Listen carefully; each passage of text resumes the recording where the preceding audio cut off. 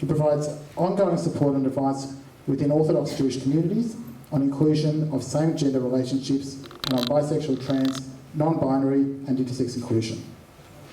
Thank you. How do I use this microphone? Am I making a strange noise with this microphone? No, okay. This is probably the tallest I've ever been in my life, so, and probably the tallest I ever will be. So I'm going to talk to you today about health and halacha, Jewish law, and I will translate because I know not everyone here is familiar with Hebrew words, but a lot of the concepts don't really translate well, so I'm using the original words. And one of the things that I experienced often is that as someone who does a lot of counselling and outreach as a lay leader in the Jewish community and with my background in psychology, a lot of times people refer people to me, including rabbis will refer people to me, or people in the community will come to me because they know that I work with families and children as a work-appointed supervisor, families and children, particularly a lot of families where a child has a trans life experience. The child might have intersex characteristics, as well as lots of other situations. So there's a few different kinds of situations that often come up. And a lot of times people will say, well, there's no one like this in my community. And what we know from the Australian research, and I'm not going to talk too much about the research, but one of the things to say is we know that all the Australian research shows us that people who identify as a particular label are not most of the people in those populations. In other words, when you do a study in Australia and you say, do you identify as lesbian, gay or bisexual, the vast majority of people say no. If you ask them about their attractions, experiences and relationships, you get a much, much higher percentage. The same is the case when you ask people about their gender experiences and their body characteristics. So that's an important point to look at when you see research. And one of the good examples in the Orthodox Jewish community, and that's the community I'm part of, so that's what I can talk about, although some of what I say will probably apply to other Jewish communities as well, is someone whose name, obviously these aren't people's real names, someone we'll call Shulamit. And Shulamit's situation was that Shulamit started talking to me, really needed to talk, and when we finally sat down, Shulamit said, look, every day I wish I was dead.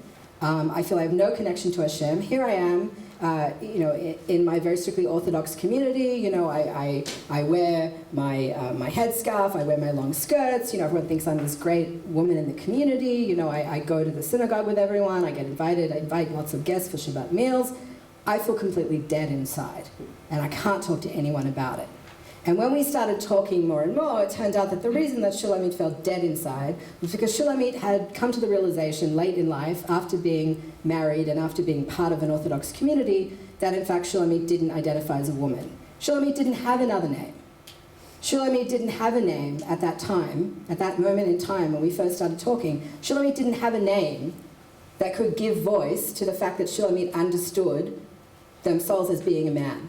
He didn't have any words, he didn't have a name, he was just feeling suicidal. And this speaks to that invisibility, because people are looking for people that they can look at and flag and say, that person's different, here's what's going on with them. And what I found a lot, especially in the Orthodox community, is you will miss it if that's what you're looking for. Because Shulamit looked just like any other woman in that community, except Shulamit wasn't a woman. Another example was Menachem. Menachem had been part of a very strictly religious community. By the way, some of you will recognize Love, who is an openly gay Jewish hip-hop artist. But Menachem, I'm using pictures to approximate people, but no, Menachem wasn't Love. So Menachem was in a situation where he'd gone off to yeshiva and he realized he was attracted to other men.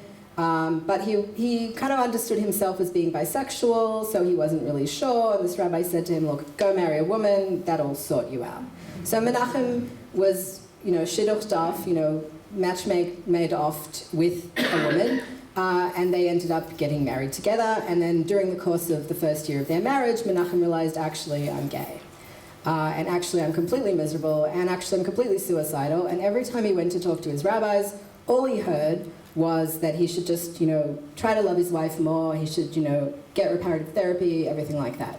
Well, he got reparative therapy. He ended up in a mental facility, an inpatient psychiatric facility, but the woman he was married to also ended up in a psychiatric facility because the damage it did to her, having already had children with Menachem, was irreparable. And last time I checked, Menachem wanted nothing to do with Jewish community, was living a solitary life, trying to keep, you know, all kinds of things like kosher and Shabbat by being in the middle of nowhere, basically in a trailer in the middle of nowhere, far away from anybody who could judge him, in a very isolated, sad existence. Not that it always ends that way, but I think it's important to know that there are those stories of people who left. Chaim and Avi, another couple of people.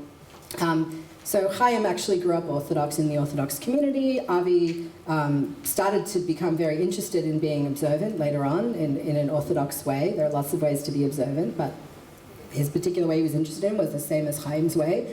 And they started going to a particular Orthodox synagogue. Unfortunately, the rabbi there and the community was so hostile and harassing, and this particular rabbi didn't do anything about the harassment that other people were engaging in. And so not only did Chaim and Avi leave this entire Orthodox community, and Chaim wanted absolutely nothing to do with it, even though Avi was kind of sad because he actually did still want to be part of it, but actually two other congregants who, one was a woman, you know, over 50, who had been part of the Orthodox community for decades, she also left because she was so horrified. So again, you know, the cost to the Jewish community is quite severe in terms of what can happen. These are composites, so if you think you recognize the stories, you don't, because I've changed details. So whoever you think these people are, I've actually combined details because I know what a small world it is. Ali was someone who came to me having really difficult experiences and saying, look, most people, you know, if Ali was also in the Orthodox community, when Ali would sit in the women's section, people would say, get out, you don't belong here. And when Ali would sit in the men's section, they would say, get out, you don't belong here. And so Ali basically had no synagogue life, was completely isolated, and Ali was intersex, but Ali identified as a man, but Ali didn't feel that there was anywhere that he could go in the Orthodox world where he could be welcome. And so there's a lot of people having these experiences, and you know, there's people with non-binary genders also. You know, you've got some synagogues, for example, like Shira in Melbourne, that, you know, actually do welcome people of trans experience into the section of synagogue that they feel comfortable, and yet there's basically a women's section and a men's section. So for someone who doesn't identify as a woman or a man, it's a lot harder to find a place to be. So fundamentally, people say, is there a place for me? Because this is a world where from the minute you walk in the door, people need to know what your gender is. And you need to know what your gender is. And you need to know what they think your gender is so that they know how to relate to you. And I'll get into some of those examples later. But some of the Jewish research is very different from the secular research. So there's people who have a whole grounding in LGBTI, that sort of morphed label, from a non-Jewish perspective. But I think it plays out very differently in a lot of Jewish communities, so I wanted to go through that. First of all, there's a lot of delayed disclosure. People take years and years and years of agonizing before they tell another person. And that's not necessarily because they feel bad about who they are. It's because there are some really tough choices that come up that they aren't necessarily in a place to make. A lot of people in research have expressed feelings of distress, guilt, and betrayal. This goes across all these different groups. The idea that you've betrayed the Jewish community, that some people feel a dichotomy between their body and their soul. That's not just in terms of gender, but that's also in terms of sexuality. You know, here's my spirit, I feel very pure, but here's my desires of my body that other people have labeled as being impure or somehow wrong. People feel conflict between themselves and religious doctrine. Some people, depending on where they come from, what their Jewish background is regionally, they feel that there's an influence of the Holocaust or anti-Semitism, that they don't want to be seen, for example, as making Jews look bad by being part of a marginalized community. Some people say, you know, why, you know, look at the Holocaust, you're basically finishing off that work, you know, because you're not going to have children. That's a big stereotype, but a lot of people still hear that message from people, so that's an incredibly devastating message for a lot of people to hear. There's a lot of attempts at reparative therapy. I still have people coming to me on a regular basis. There's still stuff published in the literature from Orthodox psychiatrists who attempt reparative therapy to try to turn people into having the sexuality or the gender that they think they should have. Incredibly destructive. The people who come to me are incredibly traumatized people. And the saddest thing is that most of the people that steered them to the reparative therapy were incredibly well-meaning, God-fearing nice people, but who did incredible damage. So just because you have good intentions doesn't mean that you're not harming people. And again, there's a lot of harm from that. Now, some of the particularly Jewish experiences that we hear about, I'm not saying these won't be true in any other communities, because a lot of the Muslims that have come to me actually have very similar experiences. But there's risks of disclosure, and people don't get it. You tell one person, suddenly everybody knows. So there's that issue that I think people are not across. So, for example, if someone says to you, oh, here's the name I'm using, you know, for example, when Shulamit came to me and said, look, I'm actually a man, had I told anyone in that community, the consequences of that would have been severe. Even people who I might have understood as being understanding, welcoming, accepting, there would have been a whole chain reaction of, you know, who would have not wanted people to play with Shulamit's kids, etc., and the effect that would have had on this family. There's a whole culture of tsnu'ah, which is modesty, which I think a lot of people don't understand. People do not, in most Orthodox communities, with the exception of some modern Orthodox, people do not talk about sex. They don't talk about intimate parts of their bodies in the general public. So it makes it very hard because there's not an opening to talk about what's going on for people. And when you say to someone, like, I'm a man, oh, this is my partner, to them, just you saying that often gets taken as you just told them something graphic and sexual that's inappropriate, because we're talking about communities where generally a husband and a wife wouldn't even have physical contact in public in front of other people. That's what you're talking about. So it is a very different climate, a very different environment than a lot of the secular sort of discussions about this and what people recommend you do. There's shomanigia, people having contact with you, so people won't, and yichud, being alone in a room with someone, so people won't be alone in a room with you if they think that you're a different gender. Now imagine how many misunderstandings can happen, or how much social isolation can happen if someone, for example, identifies as a woman and is trying to bond with other women, but those women are saying, oh, we don't see you as a woman, and we actually think that we're violating the Torah to be alone in a room with you. So these are all the sorts of things. You know, who do you shake hands with? Now, I had to struggle with this for a long time. Now what I do is if someone tries to shake my hand, I shake their hand, you know, because I feel like it's worse to embarrass people. But you know, these are things that are really important to some of these communities. They're not things that you can just write off and say people are stupid and bigoted, but they are things that harm people. So they're things that we can't just do unthinkingly without realizing the cost to other people. There's beged ish and beged isha, the rules of wearing clothing that's considered to be associated with another gender. And depending on who you are, that, as Sally mentioned, that might be how you begin exploring who you are. So it's very, very difficult if the only time you can do that is on Purim, when, you know, you're dressing up.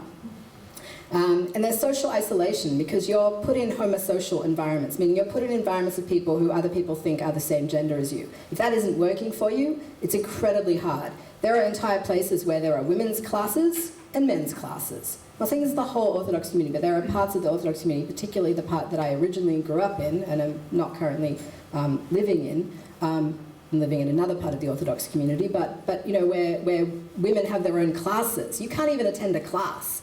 And you go to a table, there'll be a separate table for women and a separate table for men. What does that do for a lot of people who are not going to be in the right place for them?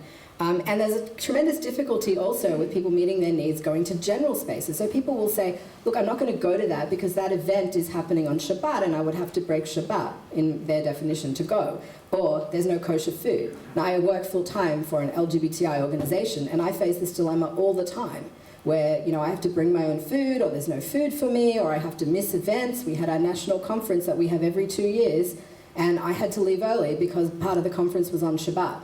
Entire events that I was supposed to be part of had to be rearranged. People find different strategies. So some people find that they live dual lives, just completely separate lives. Some people compartmentalize. And a lot of people are very concerned with this idea of Jewish continuity, peru uravu, you know, you should multiply and have lots of children, because they feel like, how can I possibly do that? And there's a total erasure of bisexual and non-binary people, because in the dialogue, typically, according to a lot of halachic Jewish legal authorities, if someone's bisexual, they say, oh, you have a choice, so you should just go and be heterosexual. Whereas if you're gay, they're more willing to be like, oh, well, maybe, you know, maybe you should just be celibate and not get married now, or whatever. Or maybe you should have a man but not do these things, or whatever. So it's really complicated for bisexual people because they're very much not understood. And non-binary people as well, going back to that idea where there's a women's section, a men's section, and a women's table and a man's table. And I'm not just talking about orthodoxy, because even in conservative and reform congregations, there's a sisterhood, right? Who gets to be part of the sisterhood? There's a sisterhood, sometimes there's like a men's organization. What about non-binary people? We don't have a space for that. And Rabbi Ben Tani has this wonderful book where he talks about frying out. There's another book called Off the Derech. And a big message in this book is that when people have negative experiences in Jewish environments, it turns them off Judaism. So I guess, although I'm coming from an Orthodox perspective, I do think this would apply in terms of just cultural Judaism and other kinds of religious Judaism, like Reform religious Judaism or conservative Masorti religious Judaism or renewal or reconstruction, any other kind of Judaism. But people find changes to how they understand their Jewishness and how much meaning and how much salience their Jewishness has to them. In other words, how much do they want to be involved in a community that is this difficult for them? Now, there are different halachic sources and different opinions. So when people talk about these issues, they always talk about them as if there's one way, the only way. And even a lot of Orthodox rabbis will talk about it as there's one way, the only way. But there's multiple ways. Some of you might be familiar with the Mishnah, that is the oral Torah that some of us who are from an Orthodox background, we believe that there was an oral Torah given over. And some other movements might believe this too. I'm not saying they don't, I'm just saying I can't speak to them because I'm not part of them, so I wouldn't want to say something that's incorrect. So I'm not saying that this isn't shared by other movements, just that I can't say whether it is or not because I'm not an authority on those movements. But from an Orthodox perspective, the Mishnah was given over at Sinai with the written Torah, and it's the oral Torah. So it's something that differentiates, for example, between Christianity and Judaism in terms of how we interpret the written Torah. And so in the Mishnah, in Seder Zra'im, seeds, Bikurim, the first fruits, in the 11th Masachet, the 11th section, in the 4th parak, the tractate, in the 4th chapter, it talks about tumtum and androgynous and it sort of morphs genders and bodies. It doesn't really make a very good distinction between those. But the whole discussion, I think, can boil down to this idea that the rabbis engaged in detailed discussion to figure out when someone doesn't have a body or a gender that fits into this binary, how can we find a way to include them within our societies? That's the most important point I take from that. Not the wrangling over exactly how it gets decided of sometimes like a man, sometimes like a woman, sometimes like both, sometimes like neither. But rather this idea that they thought it a valuable exercise to spend a lot of time and energy thinking about how to include people in a way that we probably don't do enough of today. And again, there are 2 accounts of creation in the Chumash, in the 5 books of Moshe, and one of them is of Adam Harishon, Adam the first, this is a being that was male and female both. Now, again, it's unfortunate they didn't differentiate between sex and gender or bodies and gender, but there's a lot of people take different things from that. And there's sort of different ways people can address things. There was a very unfortunate publication by Rabbi Alfred Cohen in the Journal of Halacha and Contemporary Society that talked about intersex issues, and unfortunately, part of the article seems to promote harmful, non-consensual surgical interventions and hormones. So it's sort of like there's different opinions, and some of them are quite problematic because they don't show any understanding of lived experience. And that's what I've found consistently when I've been looking at it. So for example, a group of rabbis without the authority of any sort of overarching body, Orthodox rabbis, decided to weigh in on same-gender marriage issue in Australia. They didn't ever consulted anyone who had the experience, and that's actually not proper halacha. In other words, you have to actually understand from a personal perspective, and then you apply the halacha to that personal perspective. And even if you would have the exact same opinion, you can't miss that step. So they missed that step. And how do I know they missed that step? Because I am, as far as I know, and I will keep saying this until the other people raise their hands, but as far as I know, my husband and I are the only strictly Orthodox same-gender couple who are both still part of Orthodoxy and both open as a married couple in Australia.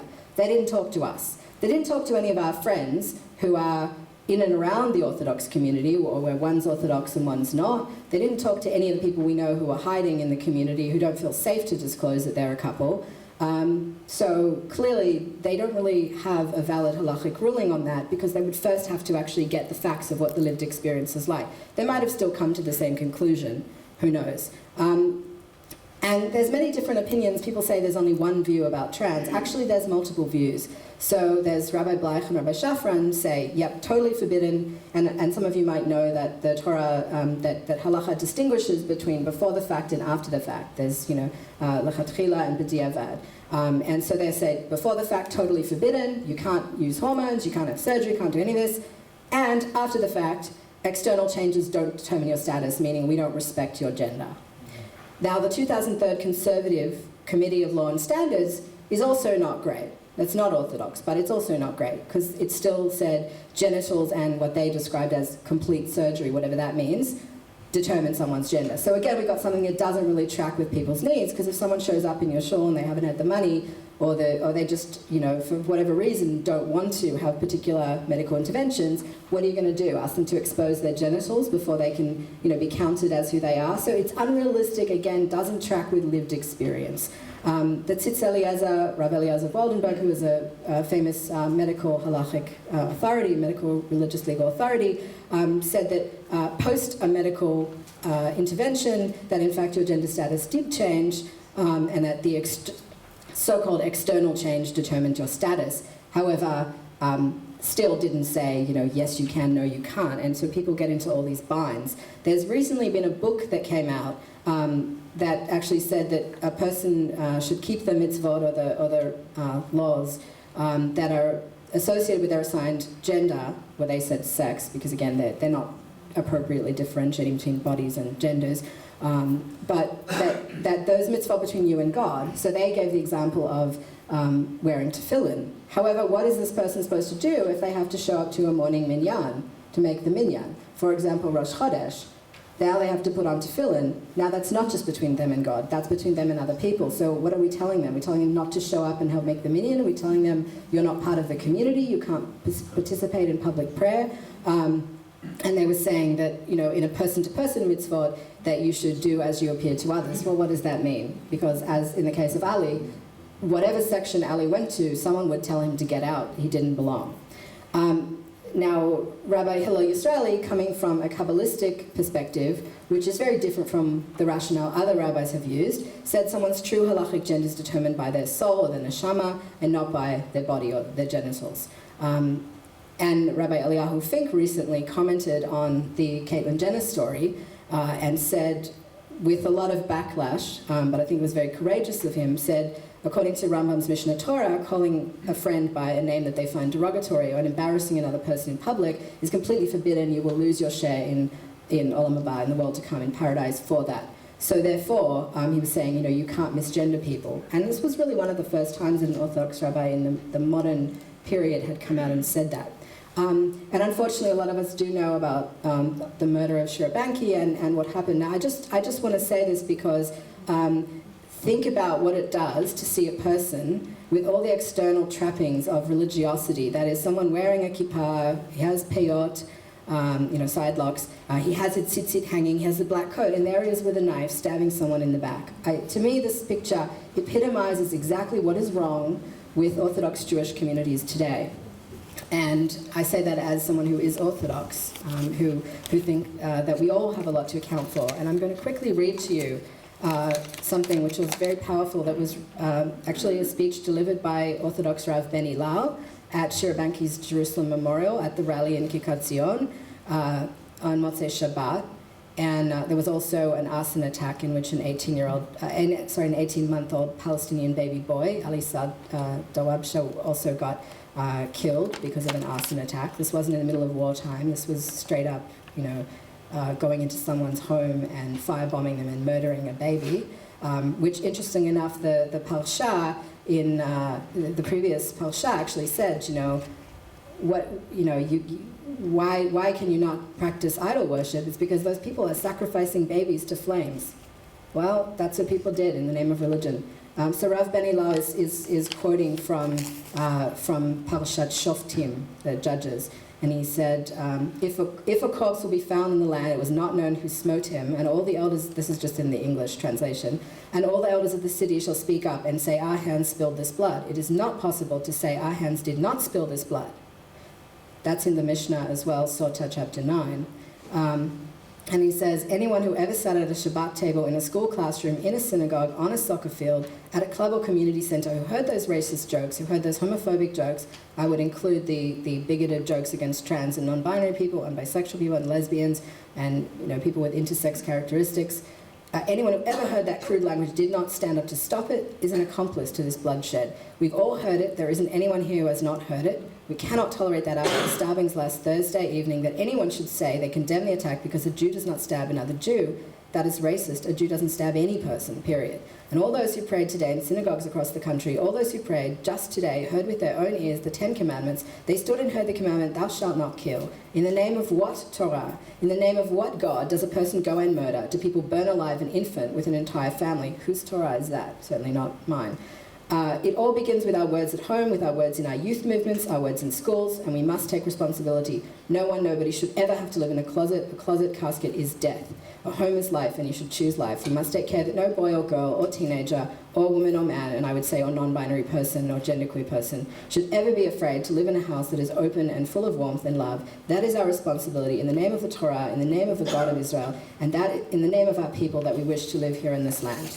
My dearly beloved, we are in a high-risk environment, as Sean had shown us. We sing love will win. We must create waves and waves of love. We need to release people from fear, stand with our faces exposed, without hesitating and without stammering. If our ears hear someone, and it doesn't matter if they are a rabbi, an educator, a counselor, or a parent, if we hear the slightest sound that can hurt, we must stop them in that first moment. The fire begins there. It begins with a first insult, with the small racial slur, and not in the big inferno. My dearly beloved, these events are horrible. We sometimes think an event like this will change the world, but an event like this is the first chord of a very long melody that each of us must take home with us and out to every place. We need to release the Torah of Israel from the restraints that have been clamped on by unenlightened people. This Torah is a Torah of light. Judaism has to be a light to the world, and Yerushalayim has to be a light to the entire world. Amen. So that's what he said.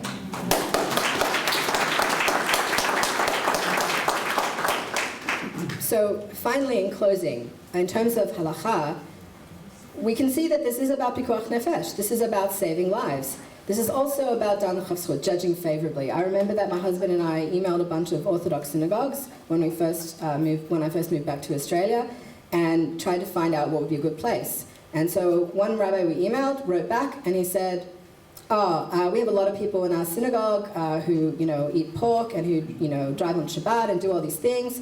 And so, yeah, we welcome you to come. And then the next line in the next paragraph was what his board wanted him to say, and it was like, we are an LGBTI welcoming, inclusive community. I said, didn't feel very welcome. So I wrote back and I said, Rabbi, I will do my halachic duty to rebuke you. You have not been dan l'chavzchut. You have not judged me favorably. I don't assume that you and your wife violate the laws of nidah, the laws of whatever badly translated as family purity, but that's too long of a discussion and debate to have tonight. But the laws between a woman and a man, some of you might not know, some of those of you in the room who are not Jewish or who haven't been exposed to some of these things, that in fact a husband and wife, according to Orthodox Jewish law, cannot have sex or have physical contact with each other for some days of the month. So it isn't just people of same gender relationships who have prescriptions. And I said to him, I don't assume you violate those laws. How dare you assume that I can't? You're not. According to halacha, you're not allowed to assume that of me and my husband. The rabbi never wrote back, but he did look very apologetic next time I saw him.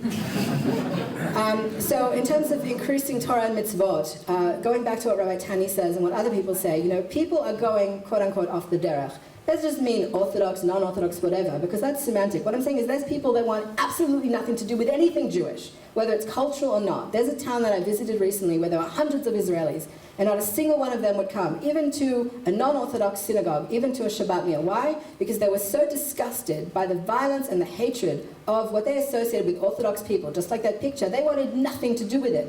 Okay, they wanted to go out to a club on Friday night.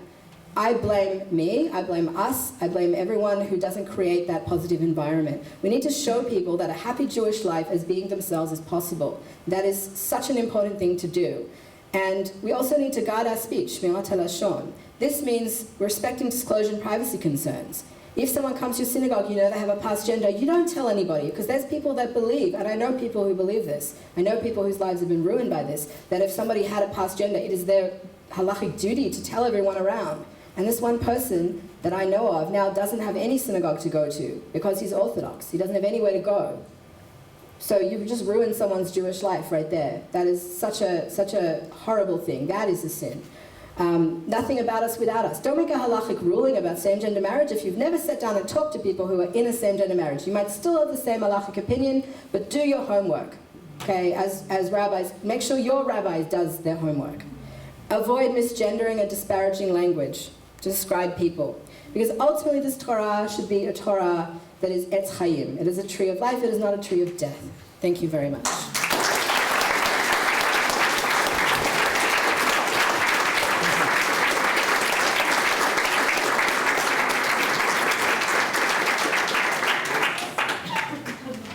Gavi, thank you very much for that.